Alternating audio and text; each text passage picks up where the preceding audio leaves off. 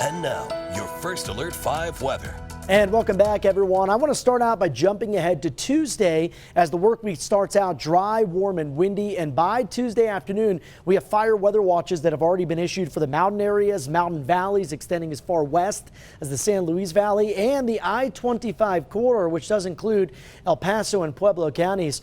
Tuesday, beginning at 10 a.m., we're expecting gusts to start accelerating. By the afternoon, could see wind gusts around 40 to 45 miles per hour and humidity down to the single digits. So that day, certainly a weather alert day here with First Alert 5. Temperature wise, nice and pleasant across the state as we backtrack to current conditions. 69 degrees in Fort Collins. Also seeing some warm air down to the southeastern part of the state as we're getting some downslope winds out of these gap flow regions. Here in the Pikes Peak region, we're being blocked by Pikes Peak itself, so we're a little bit cooler today compared to yesterday, currently checking in at 53 degrees. We do have some storm energy up to our north once again, but for us, high pressure back in charge this afternoon, and that's going to keep our skies generally quiet for at least the next 2 to 3 days.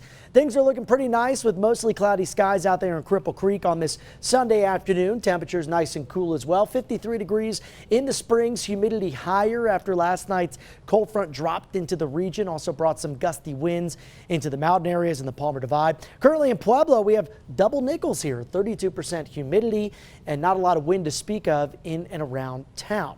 So heading into Monday, things start out relatively quiet. I think we'll see some clouds that build up across the mountains during the afternoon, and you'll see those clouds generally along and east of the interstate throughout the afternoon hours. But these are just fair weather clouds. The big story is that we continue to see temperatures rebound once again. So we're a little cooler today, but we're back into some very warm territory on Monday, and that is likely to continue into your Tuesday as well as the big blue H.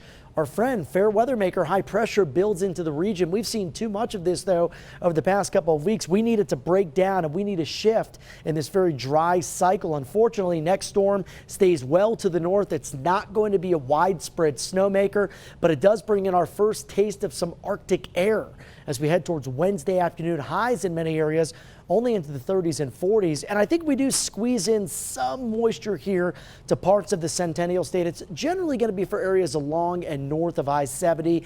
And this is just some light snowfall according to the latest model. But now it brings it a little farther south by Wednesday morning. Could see the first measurable snowfall around Fort Collins and Longmont, Denver as well. And it's been pretty consistent, maybe showing a little bit of light snowfall towards the Palmer Divide and Woodland Park very early Wednesday morning, but not a slam dunk this far out. Want to see some of that high-res data before we put any stock in that potential for snow.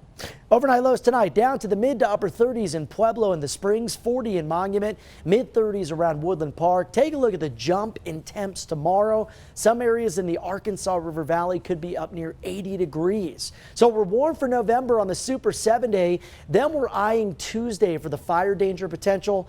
On Monday, we'll be around 44 for the drive to work, 59 for the drive home. But take a look at Tuesday's breakout here. The wind gusts could be more than 40 to even 45 miles per hour by the mid to late afternoon hours. And look at the drop in temps Wednesday, 39 degrees for a high, 18 for the low by Thursday morning. Mid to upper 70s in Pueblo through Tuesday, and then we drop like a rock. High of just 43 on Wednesday and a low of 14 for Canyon City. I keep us dry.